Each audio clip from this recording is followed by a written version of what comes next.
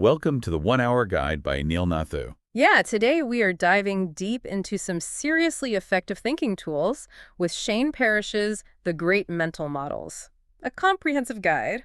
We are going to break it down and give you guys the core insights from this book as part of the 1 Hour Guide by Neil Nathu. Yeah, absolutely. It's all about giving you a shortcut to understanding these mental models and how you can use them to sharpen your thinking and just make better decisions in every aspect of your life. And what I love about Parrish's approach is that he pulls from so many different fields, like we're talking psychology and physics, economics, philosophy. It's like a multidisciplinary masterclass in better thinking. For sure, and that's where the real value comes in, right? It's not just about learning isolated concepts. It's about building this holistic framework for approaching problems and opportunities more effectively. So let's get down to it when we talk about mental models. What exactly are we dealing with, and why should anyone even care? Well, at their core, mental models are basically the lenses through which we understand the world, right? They're like these fundamental frameworks that shape how we interpret information, make decisions, and navigate complexity. It's like having a set of blueprints in your head that guide your thinking, but those blueprints need to be accurate and up to date. Right? And that's where the great mental models comes in. It provides you with a toolbox of proven mental models that you can use to improve your thinking and get better results. And one of the best things about this guide is that it doesn't just present these models in a dry, theoretical way. It actually showcases how they've been used successfully by real people. Totally. Take Warren Buffett and Charlie Munger, for example. They're legendary investors, right? And a big part of their success can be attributed to their disciplined use of mental models. Especially that whole circle of competence thing, right? Sticking to what you know and avoiding areas where you're out of your depth. Exactly. It's about recognizing your strengths and limitations and playing to your advantages. It's a huge lesson right there. So this 1 Hour Guide by Neil Nathu really highlights how these mental models can be applied in practical everyday situations. Yeah, for sure. And that's what we're going to dive into today. We'll break down some of the key mental models from the guide and show you how you can use them to improve your thinking and get better results. All right, so let's start exploring some of these mental models. What's the first one that jumps out at you? Well, I think a great place to start is with the idea that the map is not the territory. It's a fundamental concept that really sets the stage for understanding how mental models work. Okay, so break that down for me. What does the map is not the territory actually mean? Essentially, it means that our perception of reality is always going to be a simplification of what's actually out there.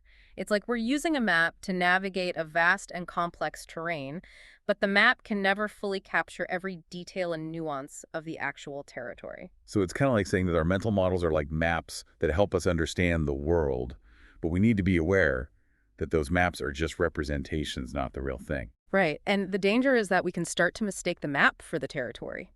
We might cling to our mental models even when they're no longer accurate or useful, and that can lead to all sorts of problems. So how do we avoid falling into that trap? The key is to be constantly updating our maps as we gather new information and experience. We need to be open to challenging our assumptions and refining our mental models to better reflect the changing world around us. So it's all about staying flexible and adaptable, right? Recognizing that our understanding of reality is always evolving. Exactly. And the more we can do that, the better equipped we'll be to navigate complexity, make sound decisions, and achieve our goals. This is already making a lot of sense. Now, what's another important mental model that we should be aware of? Well, building on that idea of the map and the territory, another crucial one is the circle of competence. Right, we touched on that earlier with Buffett and Munger. What's the core principle here? It's all about knowing your strengths and limitations and operating within your area of expertise. Basically, you want to identify the areas where you have a deep understanding and a proven track record and focus your efforts there. It's like drawing a circle around the things that you truly know and excel at and staying within that circle as much as possible. Yeah, and the idea is that by operating within your circle of competence, you're minimizing your chances of making costly mistakes. You're playing to your strengths and avoiding areas where you're more likely to stumble. That makes a ton of sense. So how do we go about identifying our circle of competence in the first place? Well, it takes some honest self-reflection and a willingness to be objective about your abilities. You need to look at your past experiences, your skills, your knowledge, and identify the areas where you consistently perform well. And it's also important to recognize that our circle of competence can expand over time, right? As we learn and grow and gain new experiences. For sure, it's not a fixed boundary. It's more like a horizon that we can continually push outward as we develop our skills and deepen our understanding. This concept of the circle of competence is so powerful because it encourages us to focus on what we're truly good at and to delegate or outsource the things that fall outside of our expertise. Yeah, it's about leveraging our strengths and building a team of people who can complement our weaknesses. That's how you create a winning formula. And I imagine this is particularly important for entrepreneurs and business leaders, right? Absolutely. When you're running a business, you're constantly faced with decisions and challenges that require you to make judgments and allocate resources effectively. By staying within your circle of competence, you're increasing your odds of making sound decisions and achieving success. So far, we've talked about the map is not the territory and the circle of competence. Now, what's another powerful mental model that we can add to our toolbox? Okay, let's talk about first principles thinking. This is a really powerful one, especially for problem solving and innovation. I've heard of this one. Break it down for me. So, first principles thinking is all about getting to the fundamental truths of a situation. It's about stripping away assumptions, conventional wisdom, and preconceived notions, and building your understanding from the ground up. It's like questioning everything and starting from scratch, right? Mm. Going back to the basic building blocks of a problem or concept. Exactly. And by doing that, you can often uncover new insights and innovative solutions that wouldn't have been possible if you had just accepted the status quo. Can you give me an example of how first principles thinking has been applied in the real world? Sure, like think about Elon Musk and SpaceX. One of his goals was to drastically reduce the cost of space travel. And to do that, he applied first principles thinking to the problem. Instead of just accepting the existing methods and technologies, he went back to the fundamentals, right? Yeah, exactly. Ask questions like what are the basic materials needed to build a rocket? Huh. What are the absolute minimum requirements for spaceflight? And how can we optimize every step of the process? And by challenging the conventional wisdom, he was able to come up with some radically different and ultimately more cost-effective solutions. Right. And that's the power of first principles. Thinking it allows you to break free from the constraints of existing paradigms and come up with truly innovative ideas. This is a game changer. So how can we start incorporating first principles thinking into our own lives? Well, it starts with developing a mindset of curiosity and a willingness to question everything. Don't just accept things at face value. Dig deeper and try to understand the underlying principles. So challenge assumptions and look for those fundamental truths that everything else is built upon. Exactly. And once you have a solid grasp of the first principles, you can start to build your solutions from there using logic, reason, and creativity. First principles. Mhm. Thinking this is definitely one to add to our mental model toolkit. Now what's next? All right, let's shift gears a bit and talk about a mental model that can help us improve our decision making. It's called inversion. Inversion, interesting. So this is about flipping things around and looking at them from a different perspective, right? Precisely, instead of focusing solely on how to achieve a desired outcome, inversion encourages us to think about how to avoid undesirable outcomes. So it's like considering the opposite of what we want and figuring out how to prevent that from happening. Exactly. By thinking about what we don't want, we can gain valuable insights into what we do want, and we can identify potential pitfalls and risks that we might have otherwise overlooked. Can you give me an example of how inversion might be applied in a practical situation? Sure, let's say you're an entrepreneur launching a new product. Instead of just focusing on how to make the product a success, you could also use inversion to think about all the things that could cause it to fail. So you'd ask yourself questions like, what are the common mistakes that new businesses make? What are the potential obstacles and challenges that could derail this product launch? And how can we proactively address those issues? Right. By thinking about those potential failures, you can put measures in place to mitigate those risks and increase your chances of success. It's like that old saying, an ounce of prevention is worth a pound of cure. Exactly. Inversion is all about being proactive and anticipating potential problems before they arise. I love this idea of inversion. It's such a simple concept, yet it can have such a profound impact on our decision-making. Absolutely. It's a powerful tool for risk management and strategic planning. We're building up quite a collection of mental models here. Now, what's another one that you think is essential for success? Okay, this next one is crucial for making smart long-term decisions. It's called second-order thinking. Second-order thinking, I'm intrigued. Explain this one to me. So second-order thinking is all about looking beyond the immediate consequences of our actions and considering the ripple effects that those actions will have over time. So it's not just about thinking one step ahead, it's about thinking 2 or 3 steps ahead, right? Exactly. It's about recognizing that every action has a chain of consequences, and that those consequences can often be unintended and far-reaching. Can you give me a real-world example of how second-order thinking might play out? Sure, let's say a government decides to implement a new policy that seems like a good idea on the surface. Maybe it's a tax cut or a subsidy program that's intended to stimulate the economy. Sounds good so far, but then the second-order consequences start to kick in, right? Exactly. Maybe the tax cut leads to a decrease in government revenue, which then forces cuts to essential services. Or maybe the subsidy program creates unintended distortions in the market, leading to higher prices or reduced competition. So the initial action might have had positive first-order consequences, but the second-order consequences could be negative and potentially even more significant. Right, and that's why second order thinking is so important. It forces us to consider the long-term implications of our actions and to make decisions that are sustainable and beneficial in the long run. This is a crucial mental model for anyone making decisions that have far-reaching consequences, from policymakers to business leaders to even individuals making choices in their personal lives. Absolutely. It's all about thinking about the bigger picture and considering the interconnectedness of things. So far, we've covered some really powerful mental models. The map is not the territory circle of competence. There's principles thinking, inversion, and second-order thinking. And these are just a few of the many models that Parrish explores in his book. Right, and what's great is that the 1 Hour Guide by Anil Nathu does a great job of summarizing those key models in a clear and concise way, making it easy for you to grasp the core concepts and start applying them in your own life.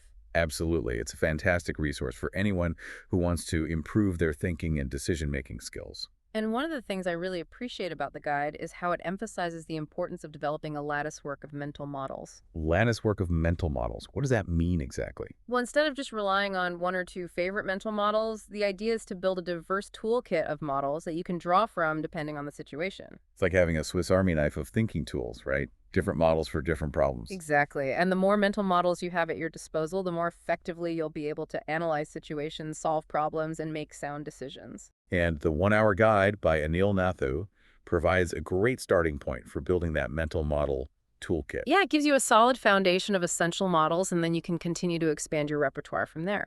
So we've talked about the importance of having a diverse set of mental models. Now let's dive a bit deeper into some of the other key models that Parrish highlights in his book.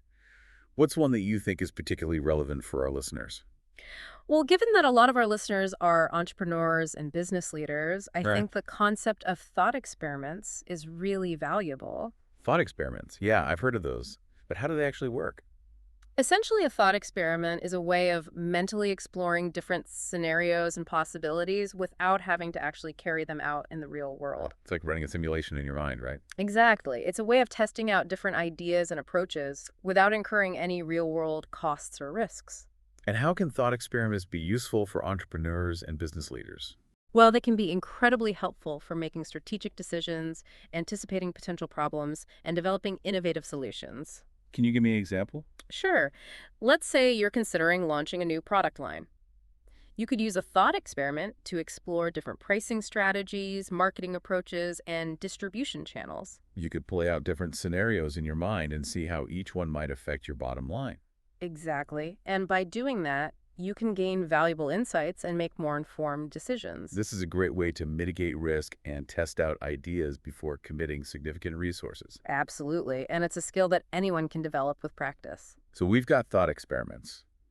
Now, what's another mental model that can help us navigate the complexities of the business world? All right, let's talk about probabilistic thinking. This is a crucial one for making decisions in uncertain environments. Probabilistic thinking. I'm guessing this has something to do with assessing probabilities and making decisions based on likelihoods. It's about recognizing that we rarely have perfect information when making decisions, and that there's always an element of uncertainty involved. So instead of trying to predict the future with certainty, we need to think in terms of probabilities, right? Exactly. We need to assess the likelihood of different outcomes and make decisions that have the highest probability of success. And how do we go about assessing probabilities? Well, it involves gathering as much relevant information as possible, analyzing historical data, consulting with experts, and using our own judgment and intuition. It's about weighing the evidence and making an educated guess about what's most likely to happen. Right. And it's important to remember that probabilities are constantly changing as new information becomes available. So we need to be flexible and adjust our thinking accordingly, right? Absolutely. Probabilistic thinking is all about making the best decisions we can with the information we have at hand. This is a really important mental model for entrepreneurs and investors, right? Definitely. When you're making decisions that involve risk and uncertainty, probabilistic thinking can help you minimize your losses and maximize your gains. Okay, let's move on to another mental model. What's next on our list? All right, this one is a bit more philosophical, but it's incredibly insightful. It's called Occam's razor. Occam's razor. I've heard that term before, but I'm not entirely sure what it means. So, Occam's razor is a principle that states that when you have multiple explanations for a phenomenon, the simplest explanation is usually the best. So it's about choosing the most straightforward and parsimonious explanation, right? Exactly. It's about avoiding unnecessary complexity and looking for the most elegant and efficient solution. Can you give me an example of how Occam's razor might be applied in a real-world situation? Sure, let's say you're experiencing a technical problem with your computer. There could be a number of potential explanations, right? Maybe it's a hardware issue, a software bug, a virus, or even something more complex. So many possibilities. But Occam's razor would suggest that we start with the simplest explanation, right? Exactly. Maybe it's just a loose cable or a program that needs to be restarted before jumping to more complicated conclusions. It's about starting with the most obvious and straightforward explanation and then working your way up from there. Right. And in many cases, the simplest explanation turns out to be the correct one. Occam's razor. This is a great reminder to avoid overcomplicating things and to look for the most elegant solutions. Absolutely. It's a valuable tool for problem solving and decision making. We're getting close to the end of our deep dive into mental models, but I want to touch on one more concept that I think is crucial for success. It's called Hanlon's razor. Ah, Hamlin's razor, a great one for understanding human behavior and navigating social interactions. Exactly. So what's the main idea behind Hanlon's razor? It's a principle that states that we should never attribute to malice that which is adequately explained by stupidity. In other words, don't assume that people are intentionally trying to harm you or cause problems when their actions might simply be the result of ignorance or incompetence. Right, it's about giving people the benefit of the doubt and assuming good intentions unless there's clear evidence to the contrary. So how can Hanlon's razor be helpful in a business context? Well, it can help you avoid unnecessary conflicts and misunderstandings. For example, if a colleague makes a mistake or fails to meet a deadline, don't immediately assume that they're being lazy or malicious. It's more likely that they simply made an honest mistake or were facing challenges that you're not aware of. Exactly. By applying Hanlon's razor, you can approach the situation with more empathy and understanding, which can lead to a more productive outcome. Hanlon's razor, this is a great reminder to be more forgiving and to assume the best of others. Absolutely. It can make a big difference in your relationships and interactions. So we've covered a lot of ground today.